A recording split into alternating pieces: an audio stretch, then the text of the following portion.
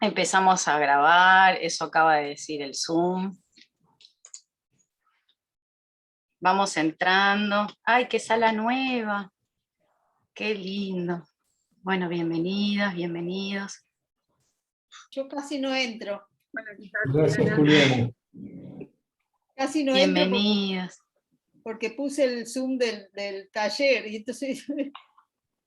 Sí, es un nuevo espacio, ¿vieron? Tenemos un nuevo link. Bueno, muchos nos conocemos de otras salas digitales, de otros encuentros de mesa literarios, y este es un nuevo encuentro literario. Es el primer encuentro de charla abierta para nosotros, para Hugo Cabrera, para Sol Severi y para mí. Estamos un poco nerviosas, un poco contentas también, muy contentas y contentos por abrir la charla y por contarles a ustedes un proceso de creación, un proceso creativo, y cuándo y cómo lo hicimos.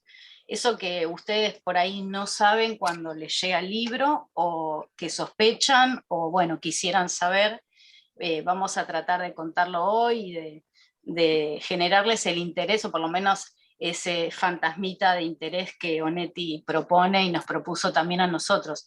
Miren, bueno, les doy la bienvenida a Hugo y a Sol, así saludan, porque si no uno habla y...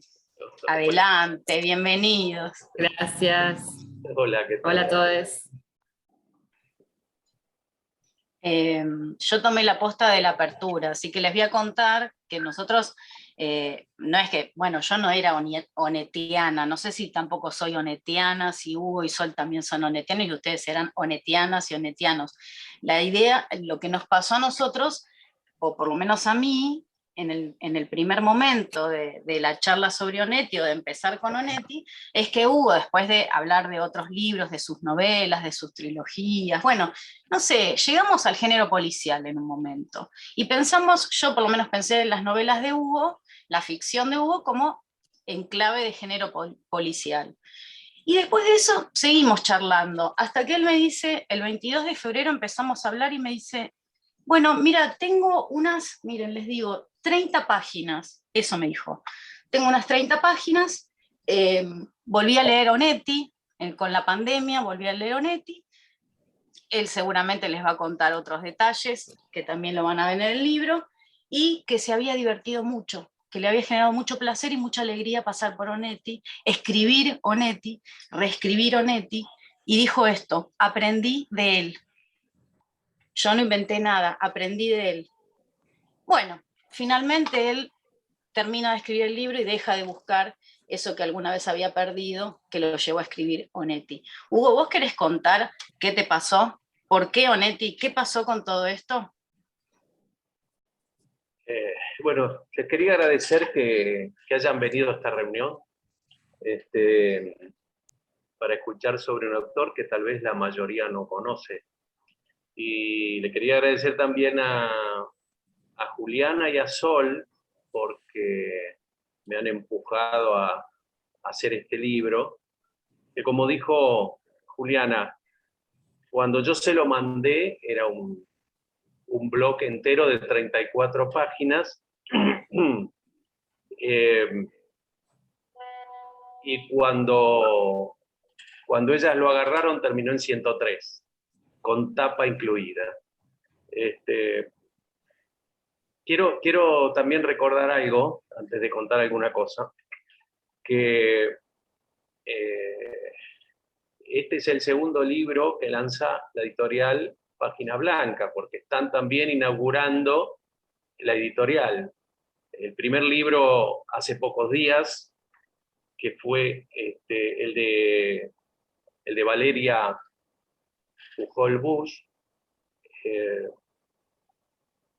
y este es el segundo con el cual la editorial está lanzándose como empresa editorial. Vos me habías preguntado Sí. por qué Onetti, algo de eso. Sí. Es una explicación difícil la de por qué Onetti, porque en el fondo no lo tengo claro.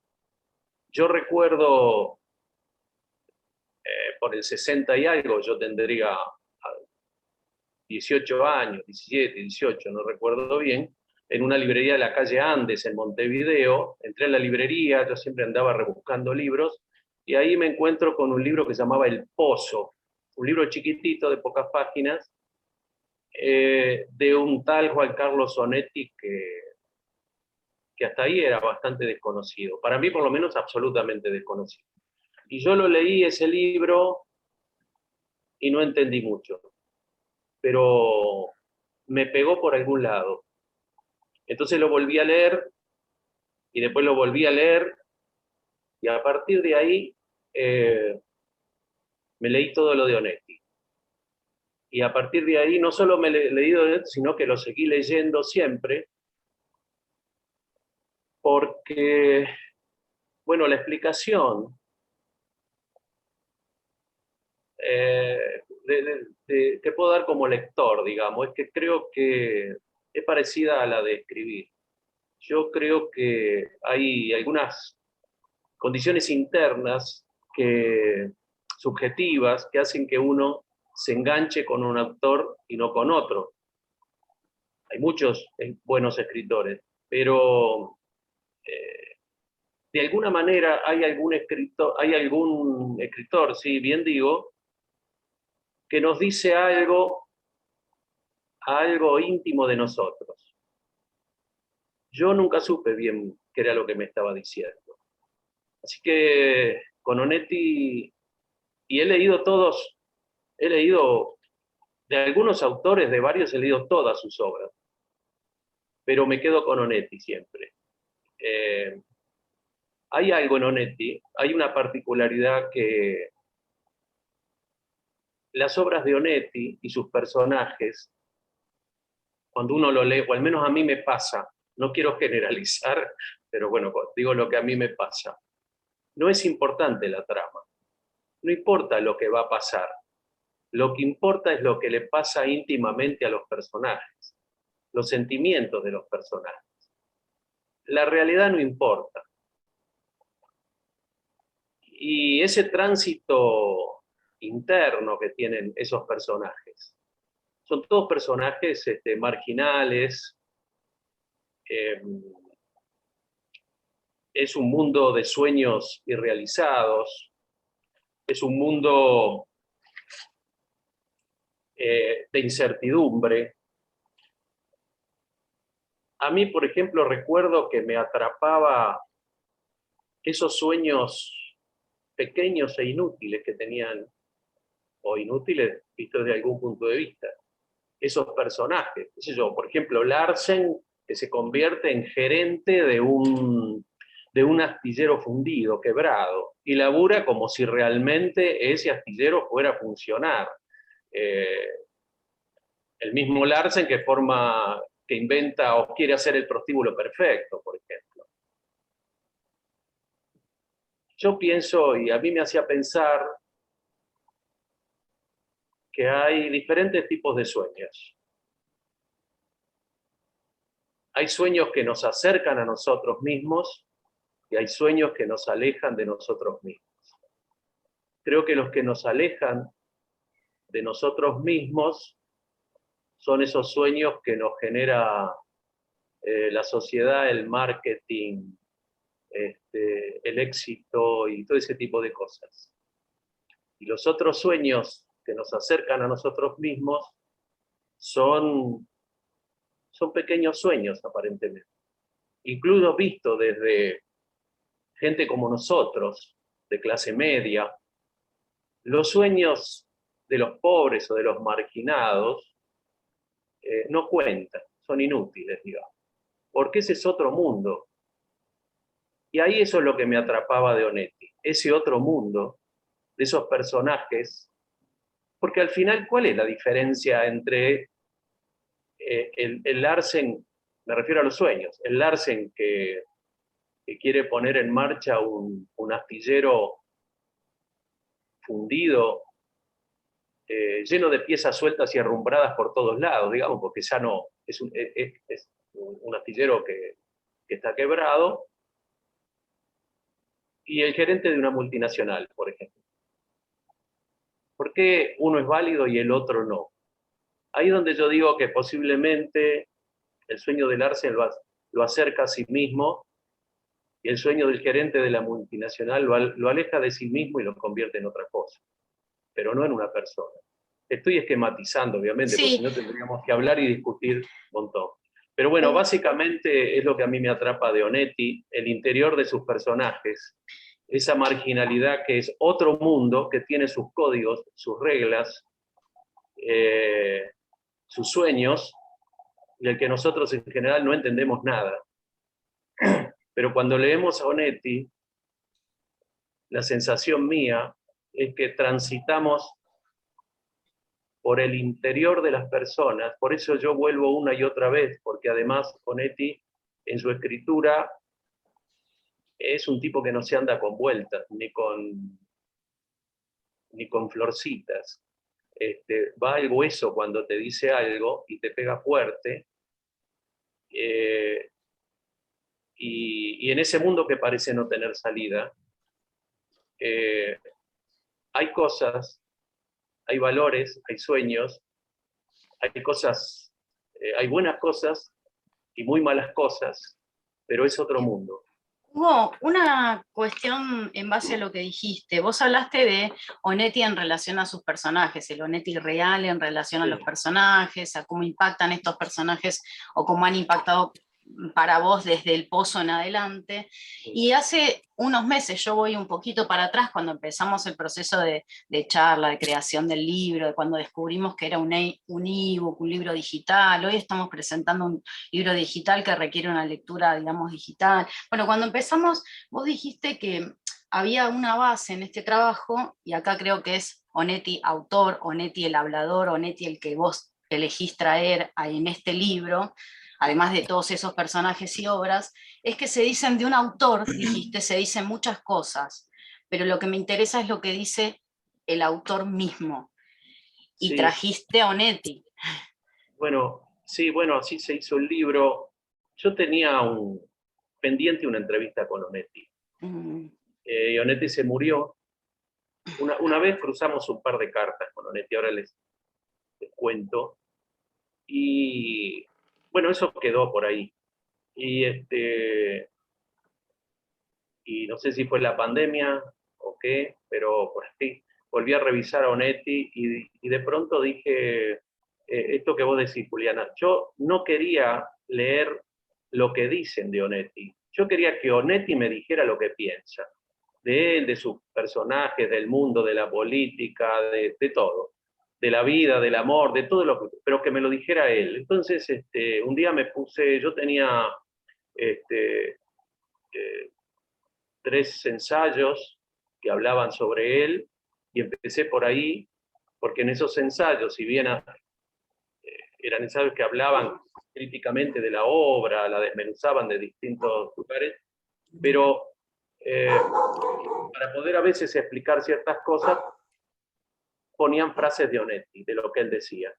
Así que empecé por ahí a sacar esas pequeñas frases. Me fijé en las fuentes de esos libros también para buscar de dónde ellos habían sacado esas informaciones. Así que de ahí saqué unas cuantas cosas. ¿Y qué saqué? Iba sacando respuestas, iba sacando frases, respuestas, palabras que él había dicho. Claro, fíjate lo que estás diciendo, ibas sacando respuestas, o sea, vos mientras leías estabas configurándote las preguntas, y Sí, acá yo creo que la clave o sea, lo que a mí me parece como un nudo central en esta escritura tuya, Hugo, sobre Onetti, la última entrevista, 27 años después de muerto, es que justamente la entrevista tiene 2 partes, que es Onetti respondiéndote, y a medida que vos lo leías se iba repitiendo esa respuesta, y la creación y la invención tuya de las preguntas. ¿Vos sacaste la cuenta de, digamos, de qué periodos de fragmentos le preguntaste a Onetti, digamos, cuántos años estuviste preguntándole la última entrevista? ¿Qué son? ¿40? Bueno, ¿30? eso es como preguntarse cuándo uno empezó a escribir un libro. La verdad que no lo sabe, porque eso otra vez está en el inconsciente. Surgió ahora, esto es como que apareció. respecto a las preguntas, que como vos decís, es cierto, yo empecé a buscar, después me metí en internet y empecé a ver no sé qué cantidad de videos o a veces páginas escritas que se reproducían en algún lado, y fui extrayendo las respuestas que me parecían más pertinentes. No me pregunte por qué, porque no tengo muy claro, pero iba recogiendo respuestas de Onetti que en principio empecé a tirar más o menos dentro de ciertos temas. Y simultáneamente empezaron a aparecer preguntas también mías. Yo ponía preguntas en función de la respuesta. Todo esto medio desordenado. Hasta que en algún momento tenía, bueno, una de las cosas que veía, que se repetían las preguntas, se repetían las respuestas. Onetti a veces estaba con ganas de responder, a veces tenía ganas de mandar al diablo al periodista, a veces, bueno, esto que yo cuento, lo he visto de traje en un estudio, lo he visto en pijama en una cama, lo he visto irónico, lo he visto decir cosas que no puse ahí, pero, a alguna periodista que se la tiraba de piola, y bueno, que incluso a veces a mí me da vergüenza ajena, digo, ¿cómo le dijo estas cosas? Digo, qué sé yo, bueno. O por otro lado, decir cosas brillantes según con quién se enganchaba a conversar. Cuando yo tuve un montón de respuestas, a veces en una respuesta a veces yo sacaba una sola cosa, o a veces juntaba 3 respuestas porque las preguntas eran similares y armaba una sola pregunta, porque me permitía complementar esa pregunta. Hubo las preguntas que aparecían mientras vos leías, las preguntas aparecían mientras vos leías estas respuestas potenciales, o ya tenías algo en tu anotador de esta entrevista pendiente. Bueno, yo le quisiera preguntar a Onetti. No, las creabas. En realidad, yo me guié por él, no por mí. En realidad fue como una conversación, en serio, donde uno se pone a conversar con un conocido y van surgiendo cosas. Lo que pasa es que yo las recortaba, lo que a mí me interesaba, y entonces hubo un momento que tenía montones de respuestas y algunas repetidas, y ahí empecé a ordenarlas, y más o menos por temas, digamos, cuando hablaba de la política, cuando hablaba de los personajes, cuando hablaba de la obra, cuando hablaba del amor, por ejemplo, cuando hablaba de qué significa ser escritor, cuando hablaba de la literatura comprometida o literatura secas. En alguno de esos casos, como lo del escritor o la literatura comprometida, yo me recuerdo que junté varias respuestas, porque no siempre él contestaba lo mismo, pero a veces se complementaban y a veces eran contradictorias. Cuando tuve toda esa cantidad de respuestas, que era como un rompecabezas, aunque más o menos lo iba armando, también más o menos iba poniéndole preguntas para ordenarme, no siempre tenía las preguntas, entonces dejaba los espacios. Cuando logré ordenarlos por temas, eso me ayudó a ir poniendo las preguntas que me faltaban o modificar preguntas.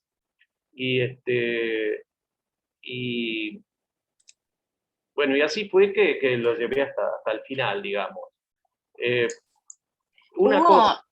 Perdón, esto lo que decís de los temas es muy interesante porque a medida que yo leía la primera lectura, encontraba que había nudos como centrales temáticos, necesariamente se iban encadenando, se podían dividir.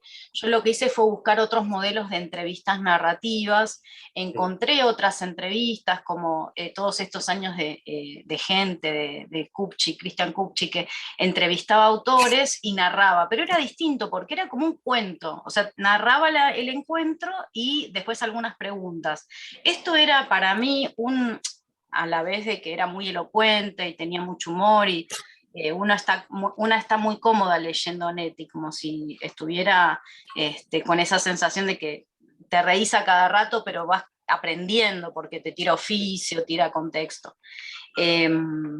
bueno, como este esquema se podía encontrar en una lectura así como más arriba, de decir, bueno, a ver, organicemos esas piezas.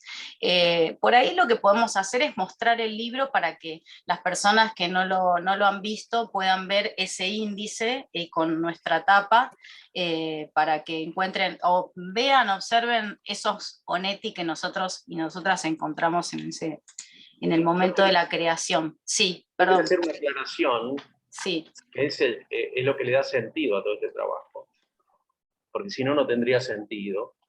Bueno, una cosa es que todo esto yo lo organicé de lo general a lo particular. Es decir, por eso termino hablando de los personajes, primero de cosas generales, de la política, de un montón de cosas, y termino hablando de las obras y de los personajes. Pero lo esencial de esto, que es lo que le da sentido, es que yo respeté a rajatabla lo que decía Onetti. No hay una sola palabra ahí en las respuestas, no hay una sola palabra mía, y sí las preguntas, por supuesto. Lo que yo puse fueron las preguntas. Es decir, que todo lo que está ahí lo dice Onetti, no lo digo yo. Todo lo que está ahí lo dice Onetti. Digo, esto es importante porque esto es lo que le da sentido a todo lo demás y aún hasta lo que podemos hablar ahora, porque si no sería ahí, yo puedo inventar cualquier cosa. Bueno, esa es la clave de este trabajo. Tal es así que hemos tenido más de una conversación al respecto. ¿Qué género le ponemos? Entrevista, entrevista de ficción. Ficción, no, ficción no es, es entrevista. Bueno, entonces, ¿qué es? Entrevista de ficción. Tuvimos No hubo... alguna discusión al respecto, claro, porque Juliana trata de que se escriba correctamente, pero ¿qué pasa? A veces las contestaciones, a veces Onetti te trata de vos, y a veces te trata de tú, y a veces te trata de usted. Bueno, eso está así, porque tal vez, primero porque fueron diferentes entrevistadores, diferentes situaciones, es más, hay cosas que son realmente verdad, como cuando esa frase que al final del reportaje, que el periodista, o sea, yo le digo gracias Onetti, y él responde, gracias a usted por el tiempo que perdió. Es verdad, eso lo contestó así a un periodista español, en una entrevista buenísima que le hizo, que no me acuerdo el nombre, muy buena, y él le termina contestando eso, es decir, bueno, él era así. O sea, digo, hasta esa pequeña frase que él dice, eso es verdad. Contestaciones. ¿Cómo escribe? Le pregunta un periodista. Le pregunto yo.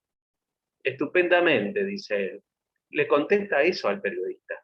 El periodista le dice, no me acuerdo cómo le dice, bueno, no, contésteme en serio. Bueno, él ahí cuenta en serio. Por Bueno, eso, en el proceso de la corrección, digamos, porque hubo diferentes momentos, es el proceso de la creación o de decir, bueno, a ver, ¿dónde está el sentido acá, el índice? Hablamos las tapas, bueno, todo eso fue un proceso. En el proceso de corrección, de decir, bueno, a ver, vamos, claro, había muchos registros, muchos espacios, muchos momentos, y eso marcaba el habla. Este es un tipo muy hablador, lo ha entrevistado todo el mundo prácticamente, ha estado en muchos países, y las respuestas son también multifocales, o sea, van a leer un picado impresionante, es una biografía exquisita la entrevista, y además es un tratado, un mini tratado de creación, de escritura y de motivación, y de sentarse a escribir, y no solo sentarse, sino quedarse y salvarse a través de la escritura. Es totalmente epifánico en eso, además de que tiene esa fama, ¿no? Obvio, de nihilista o como de borde, pero hay algo muy entusiasmo, digamos, de entusiasmo en lo que él dice mientras escribe, ¿no? Quien escribe le interesa eso, que alguien te valide un estado permanente de vivir. Él permanentemente lo dice varias veces, que escribir es como hacer el amor. Lo repite varias veces. Y donde, bueno, él habla de esa entrega. Y es lo que le dice en una charla con Vargas Llosa. Que Vargas Llosa escribe en un horario determinado. y él le dice, lo que pasa es que tú escribes como, como si estuvieras casado, no me acuerdo bien exactamente, o sea, tenés que cumplir con algunas obligaciones. Y yo escribo como, como si estuviera con un amante. Cuando tengo deseos, escribo, como cuando hago el amor. O sea, tiene ese tipo de respuesta, pero es verdad, él escribe así. Bueno, vos querías... Yo quiero proyectar, sí, quiero mostrarles la tapa. La tapa llegó, miren, nosotros estuvimos conversando desde febrero, fuimos cosiendo el libro, esto que dice Hugo, temáticamente, charlando mucho sobre Onetti, sobre el proceso, y en julio, Sol Severi, en el equipo, trabajando, bueno, apareció la necesidad de la imagen. ¿Qué imagen vamos a hacer, ¿no? Por ahí Sol lo puede contar mejor, pero la pregunta que disparó la charla fue ¿cuál es la mejor imagen que queremos mostrar de Onetti? Porque son muchas las facetas que responden esta entrevista. Sol, anda por ahí. Sí, quizás la primera pregunta fue ¿qué lenguaje le vamos a dar a la ilustración que vaya a acompañar la tapa de este libro? Y ahí apareció el lenguaje del collage primero, ¿no? Sí. Precisamente un poco lo que hizo Hugo fue un collage de respuestas, entonces qué mejor que un collage para acompañar el proceso creativo. Eso fue lo primero que determinamos, que me parece que fue como muy, muy acertado. Y bueno, las primeras pruebas empezamos a probar con elementos, ¿no? Que acompañaran, que armaran como el mundo de Onetti. Y habíamos probado primero con algunas imágenes, con un Onetti, ¿no? Rodeado por ahí de elementos.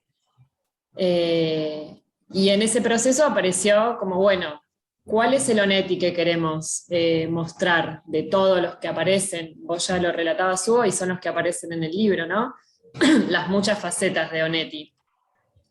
Y ahí creo que apareció la idea de, bueno, no sé si se escucha la calle acá, ¿no? Justo pasó un auto a todo volumen, perdón. Bueno, ahí apareció la idea de mostrar los muchos Onettis, ¿no? Que aparecieran en la tapa también, acompañado de su mundo alrededor, pero que podamos reflejar algunas, ¿no? De todas las muchas personalidades que por ahí él tenía. Y ahí se fue armando la tapa con los Onettis. Esas son las primeras pruebas. Está mostrando Juli. La que mencionaba de, bueno, de uno de esos Onettis, este sería como el inquisidor. Y bueno, fuimos probando también distintos elementos, ¿no? Que lo acompañaban, y ahí Hugo nos fue, claro, Hugo fue como descartando algunas cosas que por ahí a mí me salían, pero que el que tenía el conocimiento del autor y también de la nacionalidad, fuimos como eligiendo cuáles iban y cuáles no acompañaban a lo que ahora es la tapa.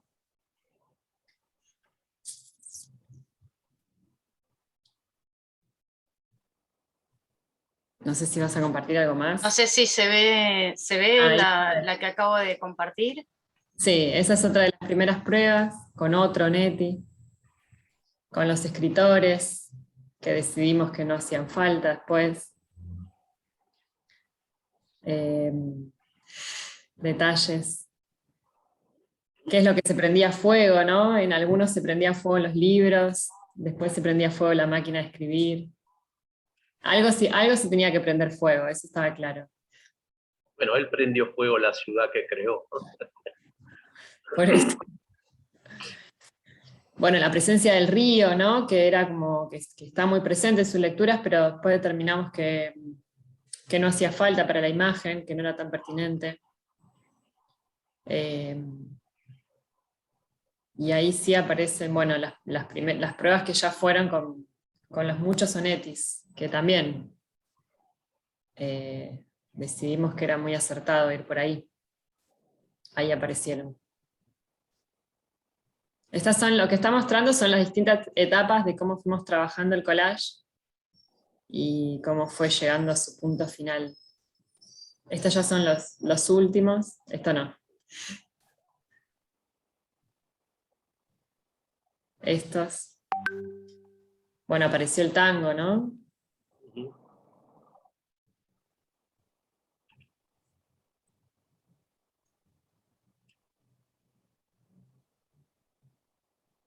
Sí, es muy interesante cómo los elementos se reordenaron y algunos quedaron afuera, pero el sentido de la tapa tiene en su memoria todo ese proceso que nosotros y nosotras discutimos al momento de decidir si pucho sí, si whisky sí, si bandera uruguaya sí o no, si, por qué río no, porque no era una cuestión artística, era una cuestión conceptual, ¿no? No quiero que esté en el río o que venga o vaya, no era ese el foco, no era Buenos Aires, Montevideo, si bien también está.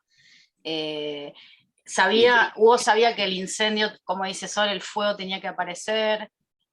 Pescamos eso de los años 40, del 30 y pico de Gardel, también por los contenidos que él mismo responde en esta entrevista, entonces hay una diversidad cultural enorme. Muy interesante cómo se llegó al final, ¿no? Conjugando, casi como escribir. Sí, Hugo. Sí, no, porque justamente estabas llegando a eso, me parece.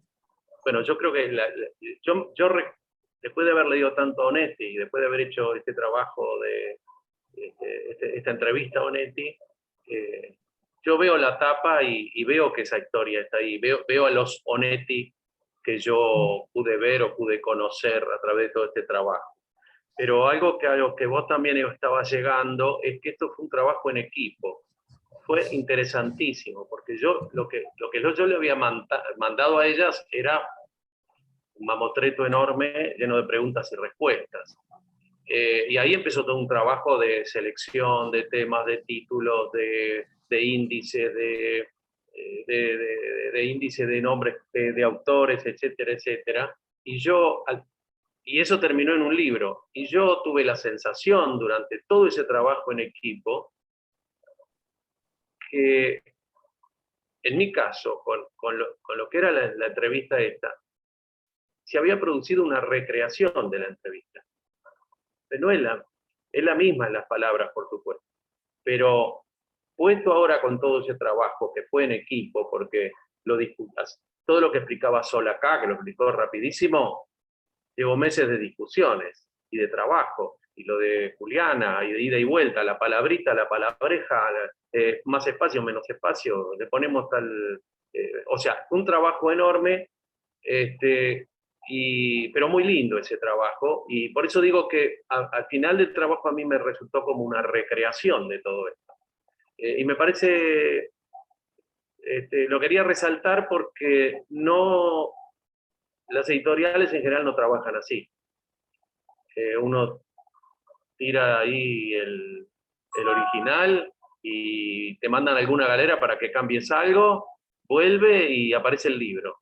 En cambio, esto fue un trabajo muy diferente y me parece que ahí hay un reconocimiento que yo les hago a Julián y a Sol, porque la verdad que también a mí me produjo mucha alegría todo ese trabajo, tanto como haber hecho el trabajo anterior de haber hecho toda esa entrevista.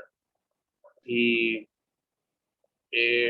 yo quería, digamos, para redondearlo de este trabajo, es que yo creo que con este reportaje yo cerré un ciclo con Onetti.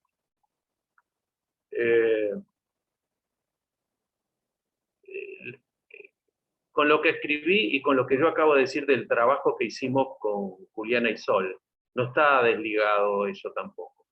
Está todo junto. Y yo creo que cerré un ciclo con Onetti, que por supuesto yo, como si hubiera tenido una cuenta pendiente con él, que por supuesto lo voy a seguir leyendo, pero de otra manera, digamos que voy a tener otro tipo de diálogo con Onetti, más relajado, como tal vez durante todas las lecturas que tuve de él y todo este reportaje es como si yo hubiera estado buscando algo que finalmente no encontré, pero que ahí lo digo que sí está en sus obras. Y yo quisiera... Hay una frase de él, que me la escribió en una carta, una anécdota muy interesante, porque yo una vez él estaba vivo y le mandé, Galeano me había dado la dirección y le mandé una entrevista que hoy me daría vergüenza mandarle esa entrevista. Sí, yo era muy joven y qué sé yo, y uno se cree que, en fin, entonces muy ampulosa, hablando de la cultura en Uruguay, de qué sé yo, y él me contestó, es decir, no me contestó ninguna pregunta, me contestó una frase, y que creo que sintetiza todo esto y me sirvió muchísimo hasta hoy y para todo el futuro que yo pueda tener escribiendo. Me decía, hay que escribir mucho para aclarar los porqués. O sea, que toda esa cantidad de preguntas que yo le hice las tiró a la basura y más o menos me estaba diciendo que me pusiera a escribir y me dejara de joder. Y yo lo entendí como una manera sutil de decirme que esta era una tarea, que era una alegría, pero que también era una condena. Y de la cual uno no iba a salir nunca, pero entendí que si hay un lugar, cada uno encuentra el lugar que quiere donde buscar, pero este era el lugar donde yo tengo para buscar y volcar y sacar, y adhiero a la frase de él, o a ese dicho de él, de que a él lo salva la escritura. Bueno, yo creo que a mí más o menos también. Así que yo con esto cierro este ciclo con Onetti,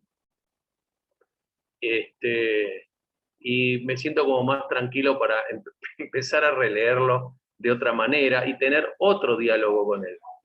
Así que bueno, esto sería como para cerrar. Qué bien, Hugo. De Mira, hay algo que hablamos y que lo mencionás muy significativamente en diversas charlas, lo has mencionado.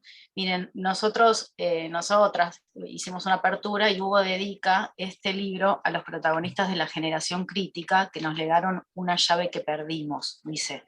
Y el otro día hablando, ahora Hugo les va a contar de dónde viene esto, hacia dónde va y el destinatario. Yo le dije, pero entonces esto es para un escritor uruguayo, para el canon uruguayo contemporáneo, es un libro al padre, ¿no? Un libro a los padres. Contanos por ahí para quienes no conocemos o no han conocido la generación crítica. Bueno, voy a tratar de ser muy sucinto porque voy a hablar de algo que es una generación que en realidad son dos. El nombre ese se lo puso Ángel Rama, y habla de dos promociones intelectuales del Uruguay, entre el 39 y el 69. Ángel Rama publica este libro en el 69. Yo creo que esa generación crítica llega hasta los 70, pero es lo mismo, año más, año menos.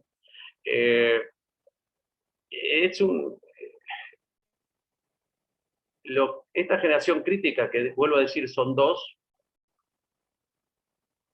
por las características comunes que tenían. Onetti pertenece a la primera oleada, a la del 39. Y estos se relaciona con la descomposición del liberalismo en el Uruguay, la especie de curva de aquel Uruguay que todavía en el 30 y pico era un ejemplo en todos los sentidos, sociales, de leyes, etcétera, etcétera, y comienza una descomposición que se nota en el 55 en adelante. Esta generación crítica empezó, digamos, como en sus primeros intentos, no sé cómo llamarlo, como alertas, una crítica a lo que podía pasar con esto, y luego esa crítica se transforma en en hablar ya que tenía que haber una renovación social, política y cultural.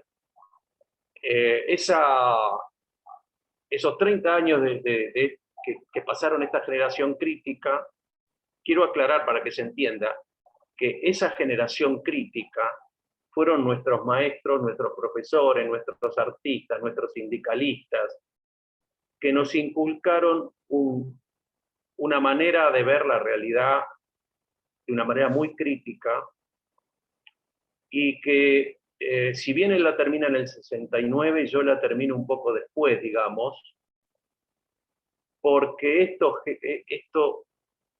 este pensamiento crítico que pusieron de esta manera tan fuerte en la cultura uruguaya, termina explotando de alguna manera, o no sé si llamarlo así, pero convirtiéndose en propuestas políticas que pasan que terminan, que pasa incluso por el movimiento Tupamaro y la creación del Frente Amplio, y que termina todo esto con el golpe de Estado. Toda esa generación crítica pasó por un semanario llamado el Semanario Marcha, que también lo funda Quijano en el año 39 y dura hasta el año 74, que bueno, es clausurado por la dictadura. Ese semanario, ahí pasaron todas las tendencias, todas las discusiones políticas. Nosotros éramos adolescentes y leíamos en el Semanario Marcha todas las discusiones políticas respecto al país que estábamos viviendo y al país que queríamos vivir. Todos los matices, todas las discusiones, con una altura política impresionante. Por eso yo digo que todo eso terminó haciendo eclosión en un movimiento político importantísimo, en una resistencia popular importantísima. Bueno, mi generación es hija de esa generación. Pero cuando tuvimos la oportunidad de hacer el recambio, bueno, nos arrasó la represión a ellos y a nosotros, a todos juntos, y esto se terminó. Por eso la dedicación de este libro es a esa generación crítica que bueno, nos legó una llave en el sentido que nos legó un pensamiento crítico que nunca más volvió a aparecer en el Uruguay de esa manera. Así que también esto es como esto que yo digo, cierro un ciclo con Onetti, posiblemente también estoy cerrando un ciclo con esa generación crítica a la cual yo soy hijo como generación, y también como que tenía también algo pendiente. Bueno, ellos nos legaron algo que nosotros después no pudimos hacer, bueno, no sé cuándo se hará. Me pregunto qué nos legará Onetti leyendo su entrevista, porque hay de eso dentro, y estoy segura de quien pase por ahí se va a llevar sus momentos epifánicos, sus fulguraciones. Onetti es muy elocuente y yo tengo la sensación, miren, yo pasé muchas veces por la entrevista, pero cada vez que la leía era como si la volviera a leer por primera vez y ya no era la misma. Es increíble lo que genera discursivamente, es un gran hablador, es muy, muy... es una voz la que vos creaste, Hugo, muy original, porque provoca esa sensación al momento de leer. Yo quisiera adelantarles, mostrarles, exhibir el índice del libro, como para que podamos en un momento abrir el micrófono o por chat. Ustedes, si quieren, podemos hacer algo un poco más interactivo. Nosotros, bueno, fuimos contando, vamos a seguir contando, Hugo, Sol, pero podemos leer algún pedacito y meternos ahora en este mundo, como decir, bueno, hablamos, ya saben de qué pasó, por qué Onetti, bueno, ¿qué podríamos leer de este índice? Miren, este índice es un índice interactivo. Esto quiere decir que si ustedes se posicionan sobre uno de los, digamos, enlaces, se pueden ir a leer la idea absurda. Bueno, pueden volver y encontrar diferentes tópicos. Entonces, miren, la idea absurda es la primera, pero hay muchos temas en el índice que podemos compartir con ustedes hoy, y que a Hugo, en vez de preguntar, en este caso va a responder, va a tomar la voz de Onetti, va a hacer una nueva operación sobre Onetti, va a tomar la voz que él mismo escribió sobre lo que dijo Onetti alguna vez a alguien, que no sabemos en qué momento ni de dónde. Bueno, si se animan, miren, vamos a hacer algo, yo voy a proyectar el índice, y por chat o por micrófono alguien dice, bueno, elegimos o elijo una idea absurda, por ejemplo, y vamos a leerlo. ¿A quién le gustaría empezar? O decir qué le gustaría leer en vivo o escuchar. Tenemos Entre Buenos Aires y Montevideo, su relación con la política, el compromiso del escritor, el método. Yo la primera. había propuesto la primera vez, pero tenía el micrófono cortado, entonces lo digo ahora. Bien, hola Mario, gracias por Hola, Juliana. tu comentario y por estar ahí acompañándonos. Bueno, vamos a leer la primera vez, empezamos por primera vez. Bueno, le voy a preguntar a Hugo entonces, o a Onetti, ¿qué fue lo primero que publicó y cuándo? Yo tenía 20 años. Estaba en Buenos Aires y había un concurso en el diario La Prensa para seleccionar 10 cuentos. Se premiaban con la suma fabulosa entonces de 400 pesos por cuento. Envié uno y fue seleccionado. Avenida de Mayo, diagonal, Avenida de Mayo. Sí, yo debería en aquel tiempo haber seguido escribiendo, porque con el primer cuento había triunfado, pero sin embargo, no. Pero lo que sí me ocurrió, algo muy interesante, fue el origen del pozo.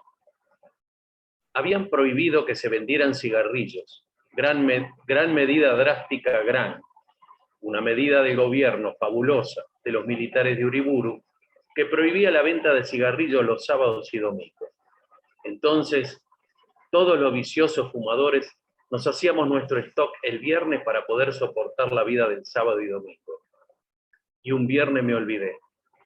Llegó el sábado y no había cigarrillos, ni dónde comprarlos porque estaba prohibido.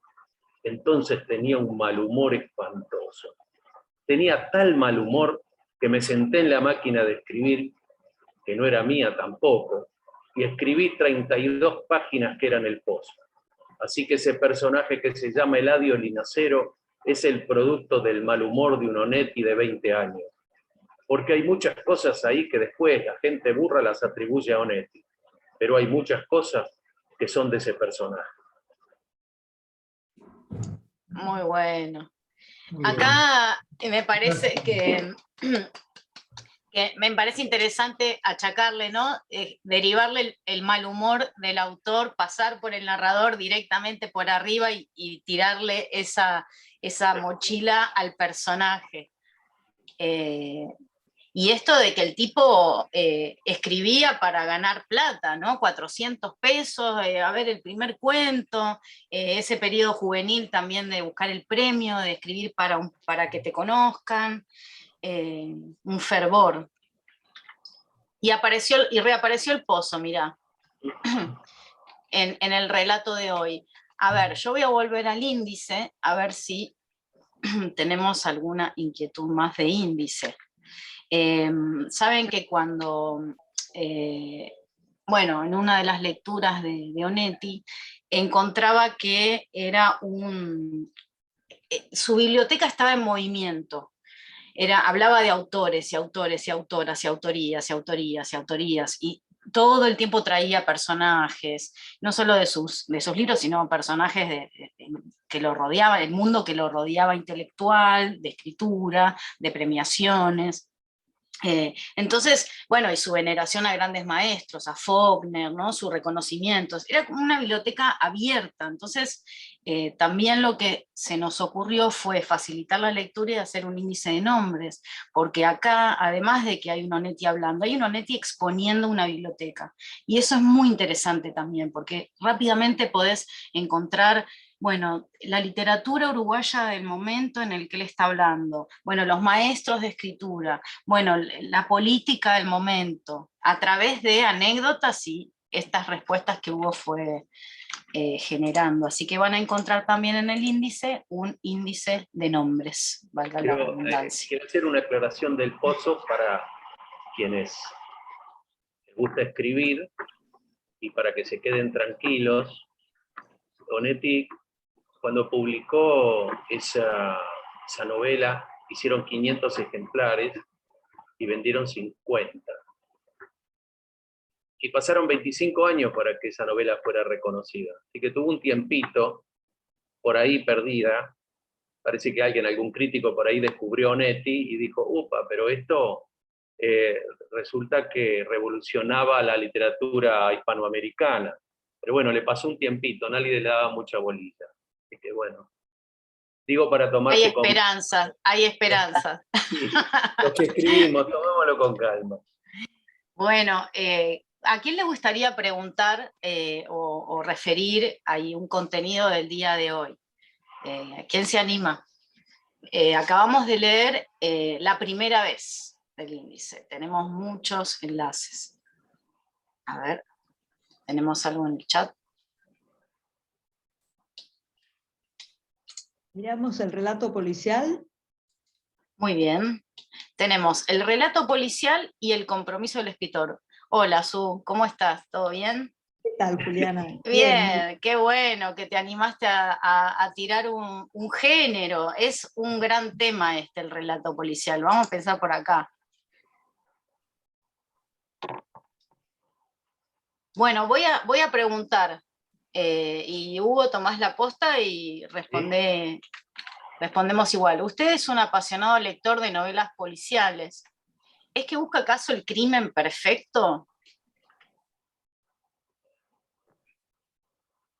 No, no leo porque busque la formulación del crimen perfecto, aunque es un tema que me interesa. ¿Por qué entonces? Lo hago porque la novela policial exige un tipo de técnica que no puede ser nunca, nunca superado o bastardeado o encubierto por belleza literaria alguna. Y además, como dijo el tipo, la carne es triste y yo ya leí todos los libros. Los libros que me interesan, ya los leí y los vuelvo a leer de vez en cuando. Usted ha mencionado alguna vez su predilección por El halcón maltés de Dashiell Hammett, Laura de Vera Caspary, entre otros, pero ha puesto especial énfasis en El largo adiós de Raymond Chandler. ¿Por qué? Porque soy un sentimental. Sin embargo, en alguna ocasión ha dicho que es un género inferior. ¿Por qué no puede ser tan valiosa como cualquier otro tipo de novela? Yo no digo que no pueda ser, digo que no lo son, simplemente, que no han llegado a serlo, aparte de lo que diga Chandler, por supuesto. ¿Qué le falta? No es lo que le falta, sino lo que le sobra. Le sobra la necesidad de ser una novela policial. Le sobra la visible voluntad que tienen todas ellas de mantenerlo interesado a usted. Pienso que a un novelista le importa un corno, le debe importar en realidad un corno, que el lector esté interesado o no. Lo único que le importa es estar interesado él en lo que escribe. ¿Y a usted no le interesa el lector cuando escribe? No, no me importa. Cuando estoy escribiendo no existe el lector para mí. Ni siquiera la posibilidad de que lo que escriba sea leído. En ese momento lo único que tengo es felicidad. Y como creo ya haberlo dicho, para mí escribir es como un acto de amor. Lo de acto de amor lo podés tomar en el sentido que se te dé la gana. Nunca escribí para pocos o muchos. Siempre escribí para mí. Dulce vicio que no castiga el Código Penal. Quemé 2 novelas y media. Escribí largos capítulos sabiendo que estaban de más en la novela de turno y que tendría que suprimirlos. Pero me gustaba. En mi caso, el lector no es imprescindible. Pero cuando termina una novela, ¿no le interesa que se publique y llegue al lector? Eso es un problema de la edad. Es posible que entre los 20 y 25 años me haya importado mucho que me leyeran. Hoy no me importa nada que se publique o no se publique lo que esté escribiendo. Sin embargo, Pienso que es forzosa la existencia de escritores inéditos que desean, ambicionan lectores y críticos, no por vanidad, no en todos los casos por eso, sino por una necesidad psíquica de medirse y ser medidos, necesidad comparable a la del adolescente en el terreno del amor. Si estuviera en una isla desierta con ninguna posibilidad de que alguien llegara a leer lo que escribe, ¿escribiría? Escribiría. Volviendo al policial, hay grandes novelas que también son policiales. ¿Qué hace que no sean leídas como pertenecientes a ese género? Eso que te dije, en el policial común se nota el propósito de interesar al lector. Crimen y Castigo, Los Hermanos Karamazov, son policiales y a la vez novelas a secas. Son policiales porque hay crimen y misterio. ¿Quién lo hizo y por qué lo hizo? Sobre todo en Los Hermanos Karamazov. Y la intención de Dostoyevsky no era esa de las novelas policiales que todos conocemos. Justamente, ¿cuál es el factor que define que no sean consideradas novelas policiales? Bueno, lo que pasa en esas novelas es que mezclada con la peripecia policial está la vida de la gente, los conflictos, todo eso. Por eso una novela como Laura es policial. Sí, estamos de acuerdo, pero hay otros elementos literarios que van más allá de la mera intención policial. Como el regreso, ese momento en que aparece Laura y el detective se ha quedado dormido en el sillón. Aparece ella como si regresara de la muerte, y eso es como una visión. Te diré, al margen, que he leído no sé cuántas decenas de veces Laura, pero nunca, desde hace tiempo, he podido pasar de esa escena. Es que soy un sentimental. Bien. O sea que del policial a la escena del sueño, él elige esa última parte. Gracias, Hugo. Gracias, Susana, por preguntar el género. Había otra pregunta, ¿no? De qué bicho soy. Sí, a ver, el compromiso del escritor. Voy a volver.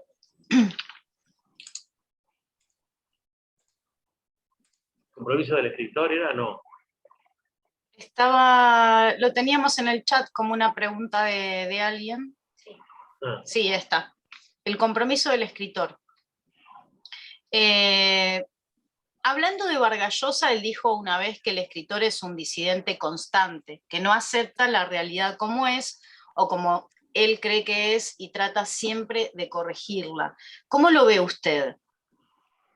Yo creo que sí, que se mueve porque no le satisface la realidad, pero no creo que trate de corregirla, porque me parece que es una tarea que está fuera de él, que no la va a poder corregir nunca.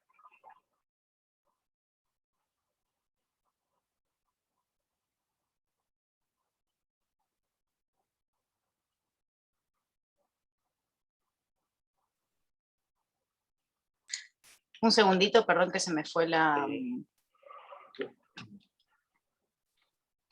Ya voy.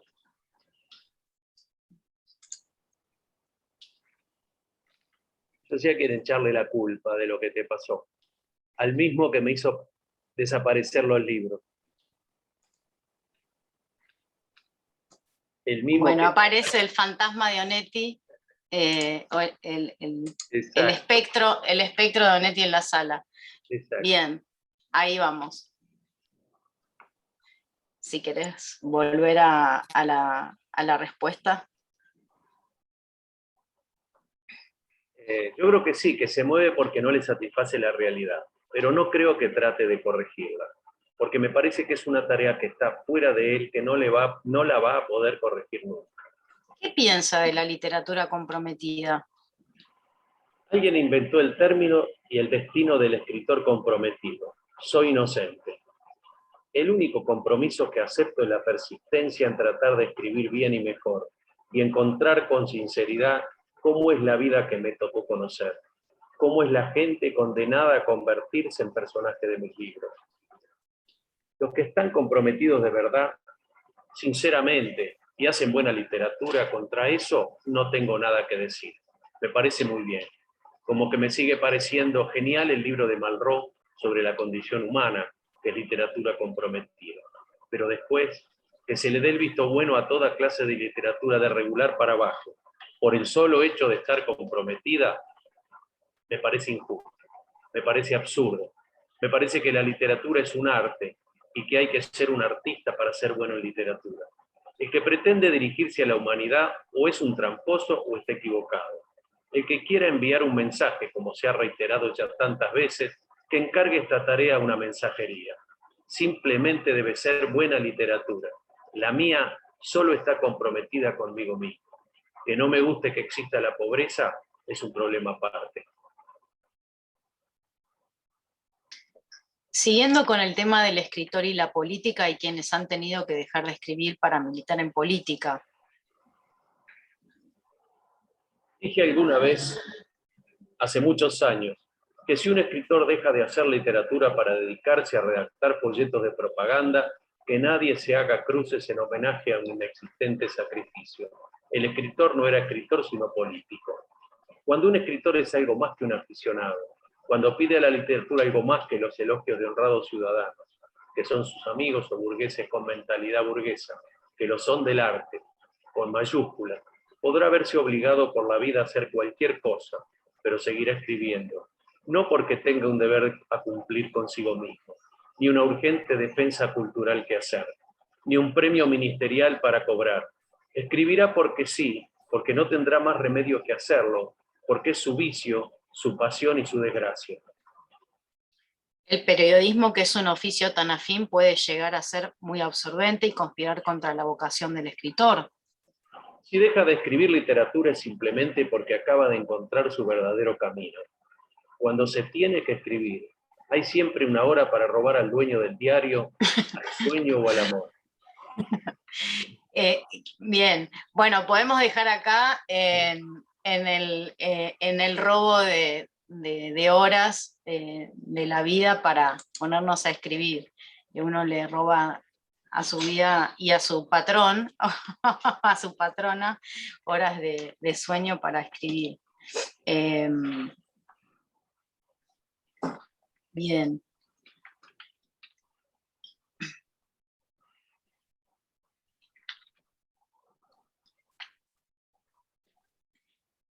Quisiera mostrarles el índice de los que le hablé, a ver si está, del que les hablé hace un rato. Hay unas, por ahí conviene aclarar que una idea absurda y los últimos fragmentos, una idea absurda es una especie de prólogo en el que Hugo cuenta qué pasó con, digamos, la semilla de este libro, y está referida a este fantasma un poquito, es un chiste interno, un espectro de Onetti dentro de este germen literario, entrevista de ficción y demás. Hay en la literatura argentina algunos fantasmas famosos como Alejandra Pizarnik, es de conocimiento esto, pero no sabíamos que con Onetti podía llegar a pasar también. Hugo, ¿querés contar tu idea absurda? O lo que sucedió, digamos.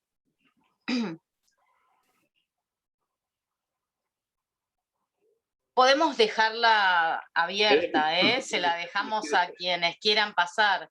¿Cómo? Sí, podemos dejarla abierta. Acá hubo una idea absurda, hubo un fantasma, generemos un poco el fantástico, ya que estamos, ¿no?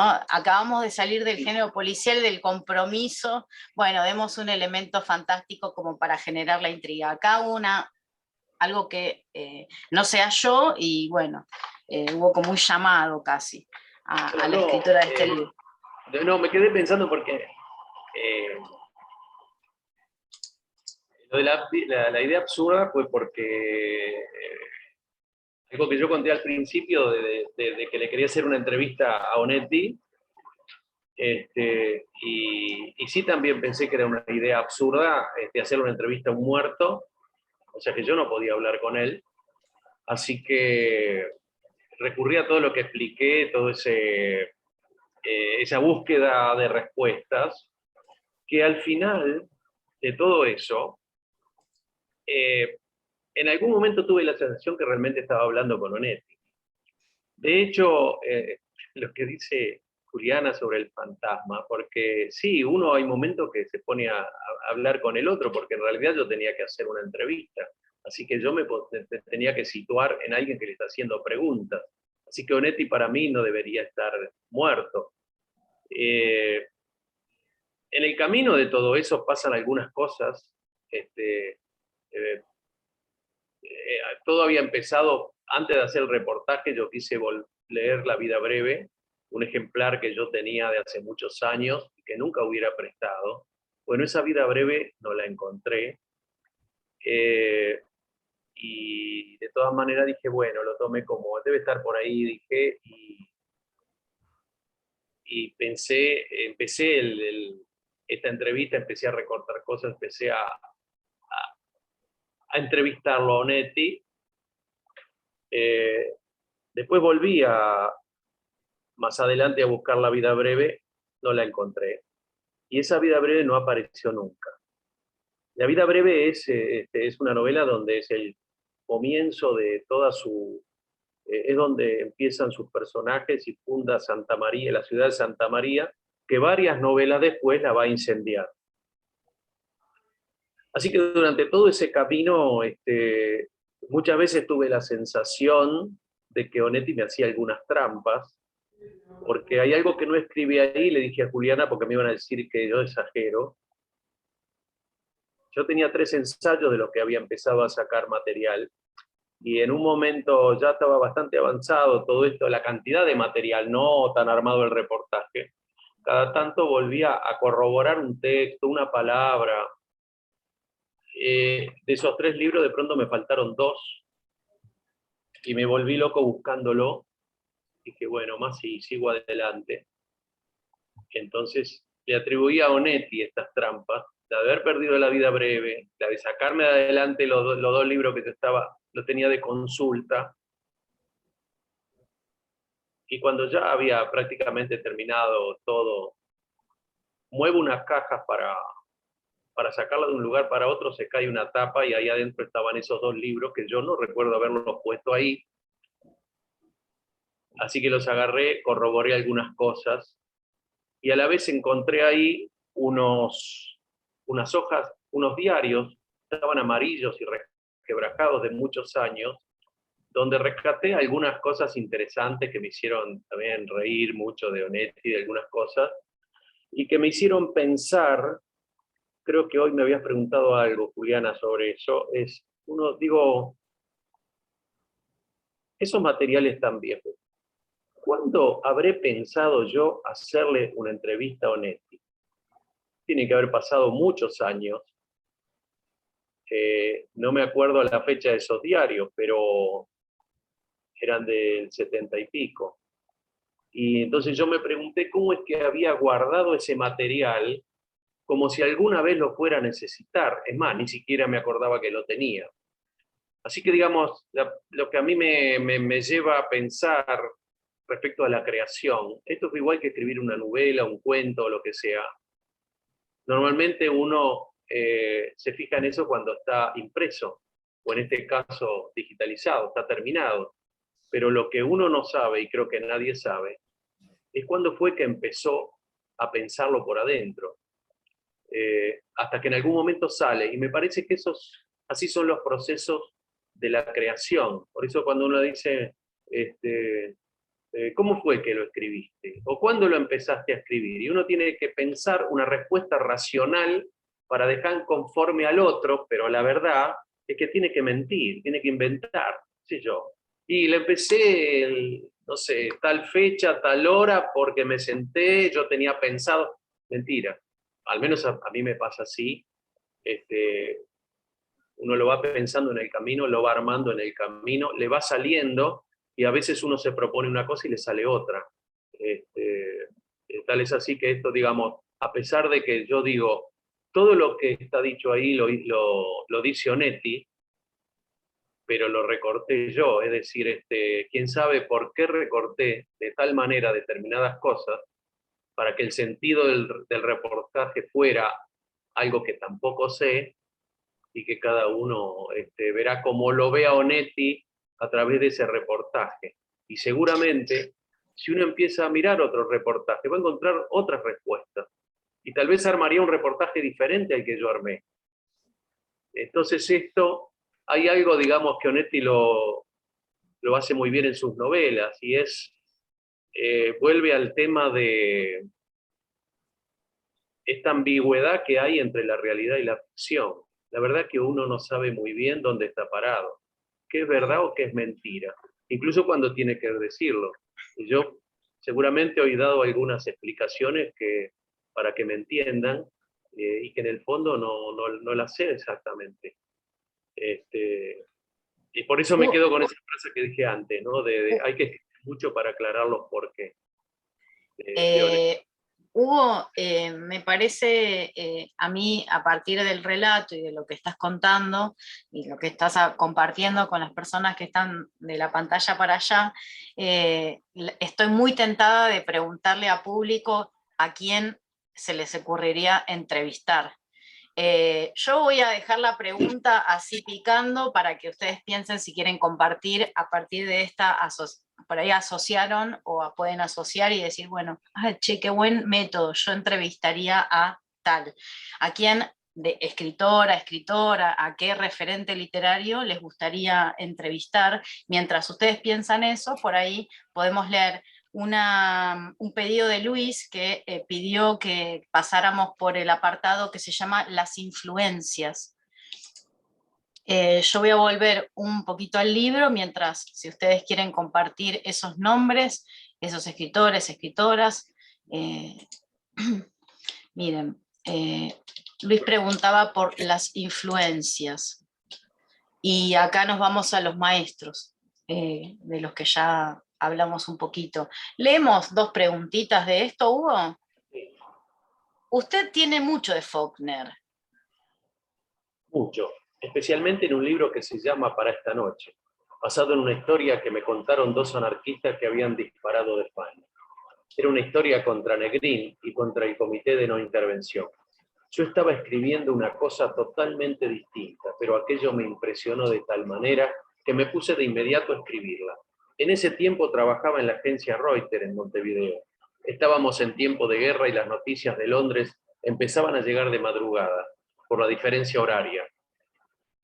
Como yo estaba también apasionado por lo que sucedía en la guerra, había elegido como horario la noche y la madrugada. Entonces, escribía todas las madrugadas esperando que sonara la campanilla de la teletipo. Además, mi admiración por Faulkner sigue viva. Yo quedé deslumbrado con el primer cuento que leí de él, que no sabía que existía ese personaje sobre la Tierra.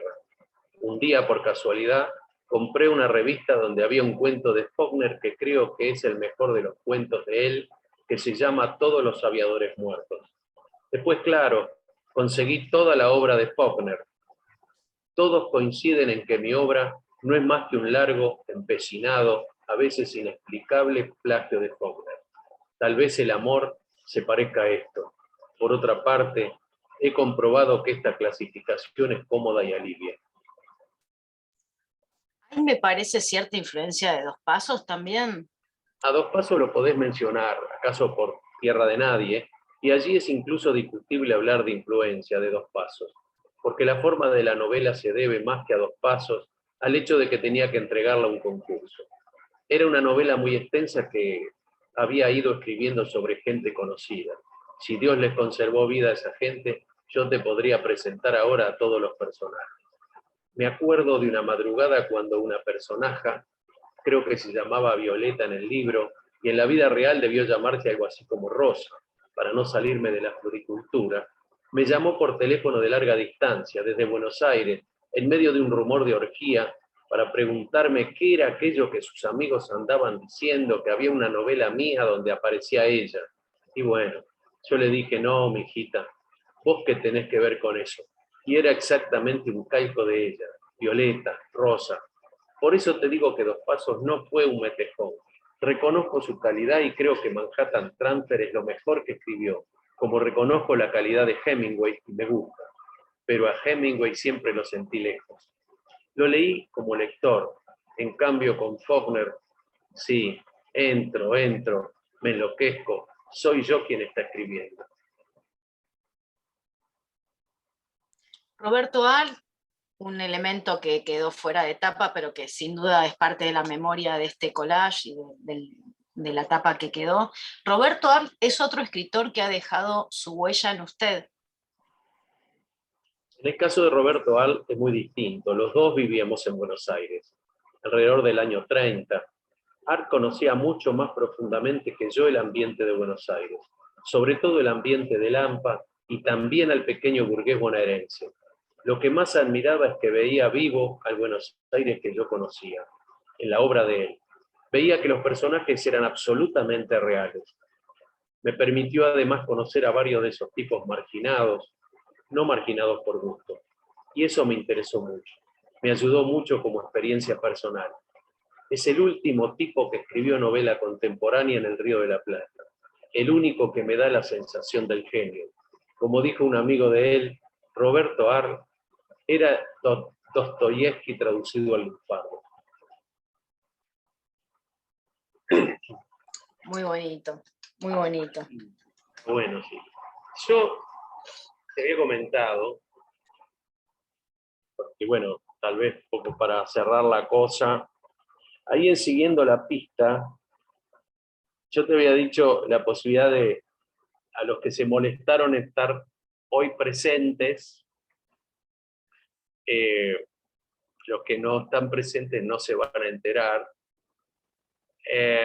Hay un párrafo que es el final de todo, donde yo... hay un párrafo que tiene una frase, hay una larga frase, parte de ella está escrita en cursiva, y luego yo la completo. Yo no sé si la tenés por ahí, a ver dónde anda. Sí. ¿Se ve ahí algo? Mira, ahí estoy en la Sí, página sí. 93. Esto es, creo que como dicen los brasileros, una dica. La verdad que yo les voy a aclarar algo, que si yo no se los digo, no cambia nada. Es exactamente. No cambia nada. Pero yo les voy a contar esto para que ustedes tengan un pequeño secreto, una trampita. Trampas que aprendí de Onetti, no las aprendí yo. Pero cuando terminé, decidí poner una trampita que en realidad no la iba a explicar, pero me parece que vale la pena que se la diga a ustedes. Voy a leer en voz alta y voy a explicar esto. El párrafo dice así: al anochecer, a ver, me voy a situar en esto. Yo termino el reportaje. Es una noche de tormenta, similar a las tormentas en que cuando Onetti inventa Santa María, se venía la tormenta de Santa Rosa. Y cuando incendia Santa María varios libros después, también es una noche de Santa Rosa. Y yo termino el reportaje también en una noche de tormenta. No sé si es Santa Rosa, pero una noche de tormenta igual, hay relámpagos, qué sé yo. Voy a leer el texto y le voy a aclarar cuál es la cosa acá. Al anochecer, la tormenta que venía demorada dejó de insinuarse y estalló en relámpagos. Presten atención a esto que voy a leer ahora. Vi un preaviso de claridad tan leve y lejano en la punta izquierda de la ciudad. Y completo la frase. Y esperé lo que fuera que iba a suceder. La vida breve no apareció y supe que ya no me sería necesario buscarla. Explico. Vi un preaviso de claridad tan leve y lejano en la punta izquierda de la ciudad, es textual del libro Dejemos hablar al viento, donde el personaje, esto lo dice el personaje, que creo que se llama Quintero, que mandó al Colorado prender fuego a la ciudad, y está viendo ese preaviso de claridad tan leve y lejano en la punta izquierda de la ciudad. Yo completo la frase y digo yo, y esperé lo que fuera que iba a suceder.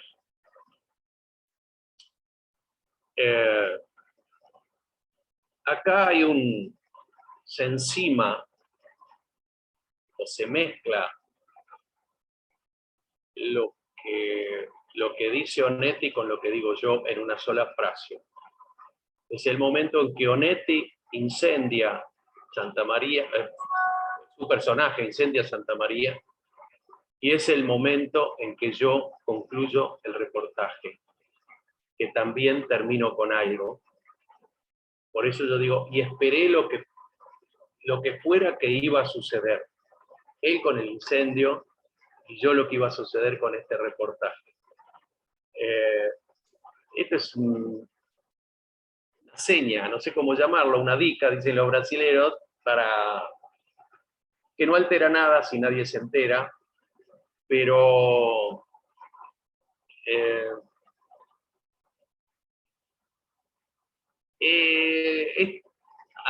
al decir esto, cuando yo termino este reportaje, también en una noche de tormenta, yo también tuve la sensación de sentirme liberado y de que acá terminaba un ciclo con Onetti. Él terminaba con su ciudad y yo terminaba con él un poco un ciclo. Pero bueno, nada, esto se lo quería decir porque hay un gesto muy literario, ¿no? Digamos, lo sabemos con Kafka y su editor Max Brod, que es quemá la biblioteca, quemá todo, y creo que el último gesto que vos tenés al cerrar esta etapa es, bueno, quemen todo, esto ya, digamos, se cerró y lo que venga. También este texto fue escrito en pandemia y fue pensado así en ebook en pandemia también, para poder llegar a la casa de ustedes de una manera en la que no podíamos llegar, y también decidimos hacer esta presentación, esta charla, esta mini clase también de Onetti, este pasaje por las preguntas, compartir con ustedes, mostrarles el libro. Quiero compartir algunas respuestas de futuras últimas entrevistas que podríamos llegar a tener. Iris Martel dice Olga Orozco, ella haría la última entrevista a Olga Orozco. Marcela González dijo Aurora Venturini. Susana Larrambevere también dice, yo también entrevistaría a Aurora Venturini. Bueno, Aurora Venturini va a ser una... Gabriela Mistral, dice Diana María. Hay varias últimas entrevistas.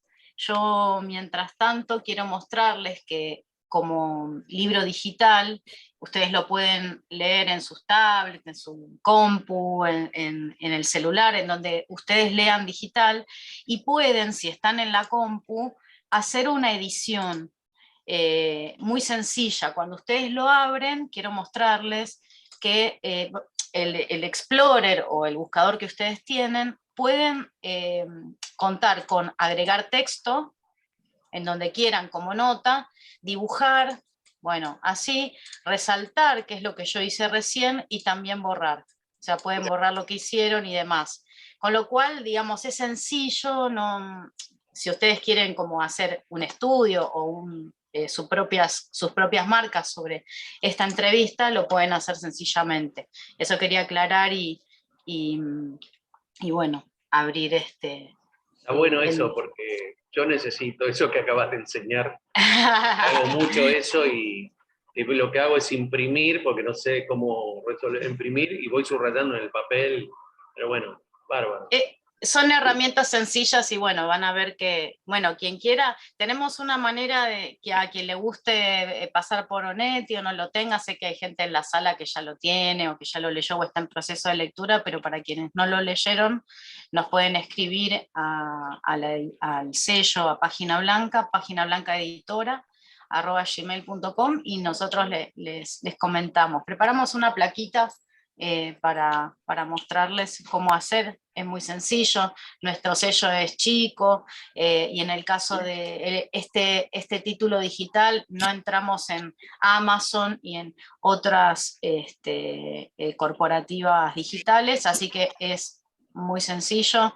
Nos escriben a paginablancaeditora@gmail, transfieren el dinero, nos envían el comprobante y después de eso les enviamos el libro a la casilla, y ustedes lo pueden, como les dije, leer, editar y usar el índice interactivo, llevarlo a otros espacios, que circule, porque tengo la sensación de que es un libro lleno de historias, lleno de perlitas de carnaduras literarias, de biblioteca en movimiento, de cultura en vivo, como de lenguaje bastante descarnado.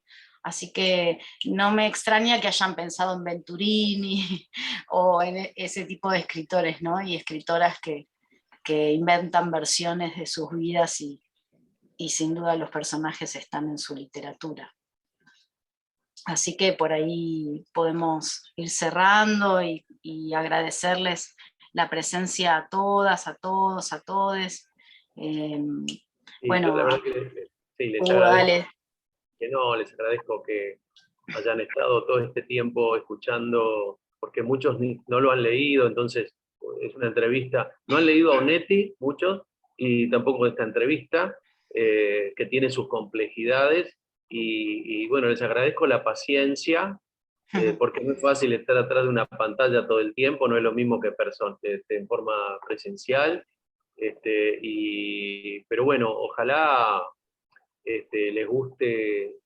En realidad es lo que dice Onetti, es lo que a mí me apasiona, que es lo que dice él. Yo no dije nada acá, esto lo dijo todo él, y ojalá les dé por leer a Onetti, pero no me arriesgo a recomendar porque me ha pasado que de pronto mi entusiasmo me lleva a hablar de Onetti, no a decir que lo lea, a hablar de Onetti, y me ha pasado, algún amigo, algún conocido, ha comprado Onetti y me quiere matar.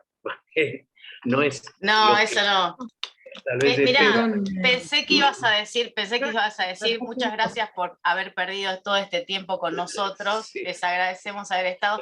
Bueno, una cosita más, ¿alguien quiere hacer una pregunta a Hugo para cerrar, así ustedes terminan con la palabra? Una pregunta sobre el proyecto, sobre Onetti, sobre lo que quieran, y de paso les digo que Hugo tiene página y que tiene su lugar de contacto, con lo cual si ustedes reciben la gacetilla o nos escriben, les pasamos los datos y pueden intercambiar mensajes, lecturas. Hugo es una persona que raramente te deja con la charla pendiente, es un escritor uruguayo y es un gran hablador y cuentista, así que los motivo también a pasar por sus literaturas de ficción y esta entrevista que nos trajo hoy, sobre todo seguir la charla. Así que, bueno, bienvenidos a todos para una nueva entrevista, una nueva conversación sobre la literatura uruguaya y la literatura en general. Juliana, una pequeña cosita. Acá sí. tengo Adelante. de grandes maestros de la narrativa iberoamericana en el año 2007, editó este libro, que está Los adioses y el pozo. Yo cuando bueno. Son dos libros extraordinarios. Los dos libros son... Los dos... Lo estoy releyendo porque desde el año 2007 no me acordaba.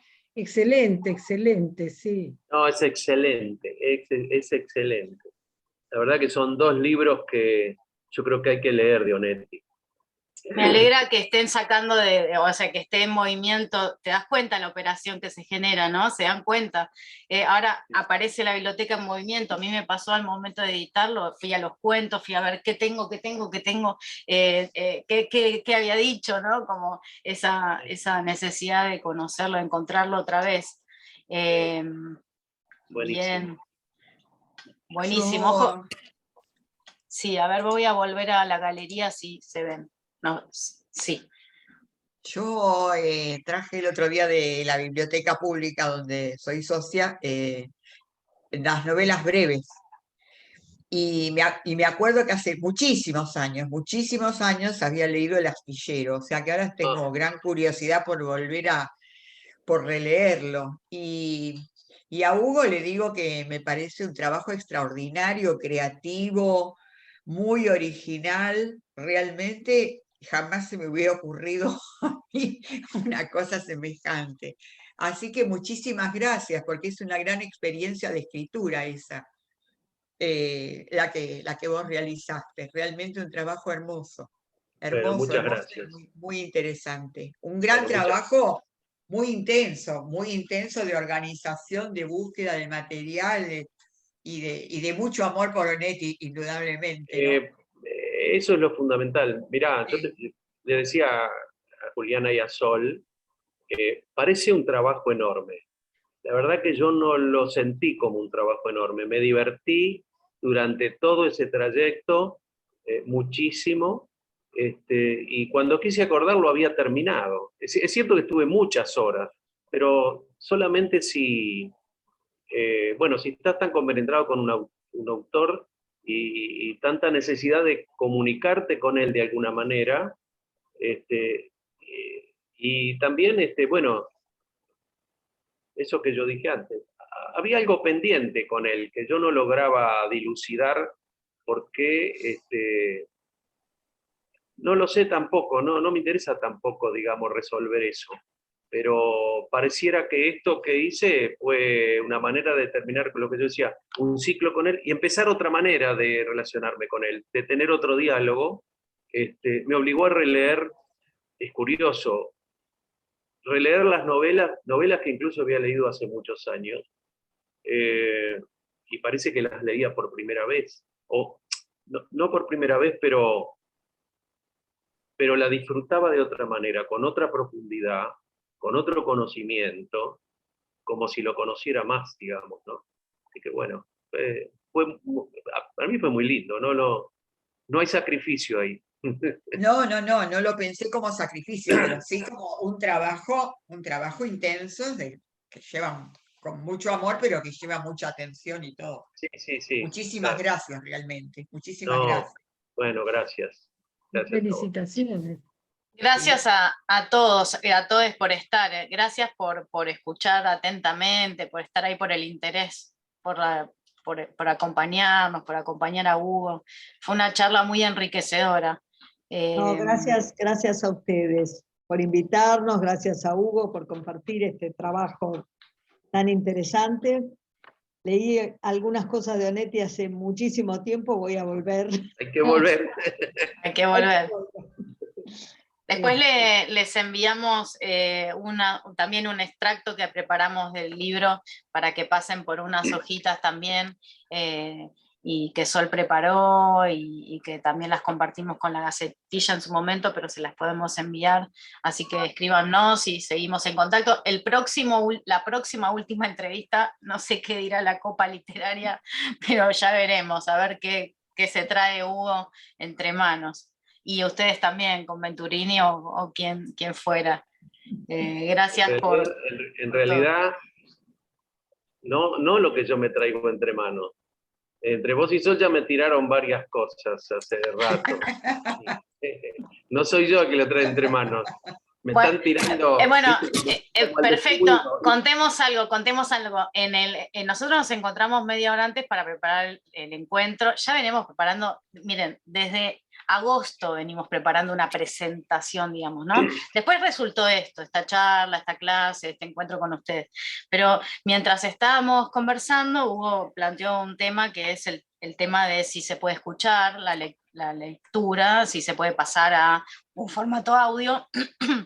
Entonces dijimos, bueno, abrimos un canal y ahora Hugo empieza a grabar todos los capítulos y vamos subiendo las entregas del audio, o sea, de ebook a audio cuento, audio entrevista sería, ¿no? Audio a charla, para que también si caminan y escuchan y van haciendo otras tareas puedan escuchar la voz de Hugo y la voz de Onetti en sintonía. Así Buenísimo. Que bueno, ya veremos qué nos depara. Bueno, buenísimo. Gracias a todos. Muchas gracias. Gracias a todos. Gracias por estar ahí. Gracias a Juli por organizar estos encuentros. Chao. Felicitaciones y gracias. Chao. Suerte. Cuando no tengas ni fe, ni yerba de hacer secándose al sol. Cuando rajen los tamangos, buscando ese mango que te haga morfar. La indiferencia del mundo, el sordo y el mudo recién se le tira. Verás que todo es mentira, verás que nada es amor, que al mundo nada te importa.